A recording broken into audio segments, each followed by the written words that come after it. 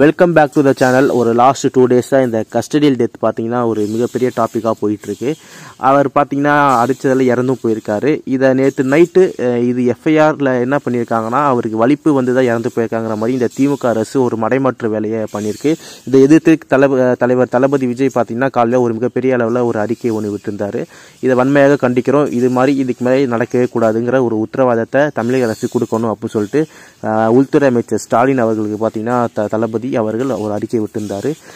Next பார்த்தீங்கன்னா தமிழக வெற்றிக் கழக மதுரை மாவட்டம் சார்பாக மதுரை நீதிமன்றத்தில் நம்ம அட்வொகேட்ஸ் டீம் பார்த்தீங்கன்னா ஒரு மனு பார்த்தீங்கன்னா தாக்கல் செஞ்சுருக்காங்க. இதை சிடிஆர் நிர்மல்குமார் அவர்கள் உறுதிப்படுத்தியிருக்காரு. சிவகங்கை மாவட்ட பொறுப்பாளர் TK பிரபு அவர்களும் பார்த்தீங்கன்னா அந்த குடும்பத்துக்கு ஆறுதல் தெரிவித்து தமிழக வெற்றிக் கழகம் சார்பாக ஆனந்த் அவர்களும் பார்த்தீங்கன்னா தொலைபேசி மூலியமாக தொடர்பு கொண்டு அந்த குடும்பத்திற்கு உறுதுணையாக இருப்போம், பக்கபலமாக இருப்போம்னு சொல்லியிருக்காங்க. இந்த கஸ்டடியல் டெத்தை பார்த்தீங்கன்னா ஒரு வேறு லெவலில் மேனிப்புலேஷன் பண்ணி ஒரு தப்பான ப்ரொஜெக்ட் பண்ணி இதை எவ்வளோக்கு எவ்வளோ மறைக்கலாம் அப்படிங்கிற ஒரு நோக்கோட தான் திமுக அரசு செயல்பட்டு வருங்கிறது பார்க்கும்போதே தெரியுது. ஒரு 50 லட்சம் பேரம் பேசியதாக ஒரு நியூஸ் பார்த்தீங்கன்னா வந்திருக்கு. திமுக அரசு அந்த அஜித்குமார் அவரோட குடும்பத்தினருடன் ஒரு 50 லட்சம் பேரை பேசியதாக ஒரு நியூஸ் வந்திருக்கு. இது எந்த அளவுக்கு பார்த்தீங்கன்னா கன்ஃபார்மாக நியூஸ்னு தெரியல. பட் ஒரு நியூஸ் சேனல்லாம் ஒரு போடுற அளவுக்கு நியூஸாக வந்திருக்குன்னா கன்ஃபார்மாக ஒரு உண்மையான நியூஸாக தான் இருக்கும். இந்த அளவுக்கு இந்த திமுக அரசு போகுங்கிற ஒரு எண்ணம் யாருமே நினச்சி கூட பார்க்கல. மிகப்பெரிய அளவில் ஒரு சட்டம் ஒழுங்கு பார்த்தீங்கன்னா இப்படி இருக்குங்கிறது கவலை அளிக்கக்கூடிய விஷயமா இருக்குது. இதை பற்றி என்ன நினைக்க சொல்லிட்டு மறக்காமல் கமெண்ட்ஸை மென்ஷன் பண்ணுங்கள்.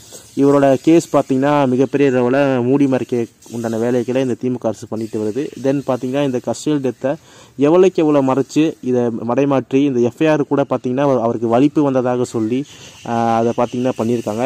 வலிப்பு வந்தவருக்காக ஒரு 12 இடத்துல 13 இடத்துல காயங்கள் இருக்கும்.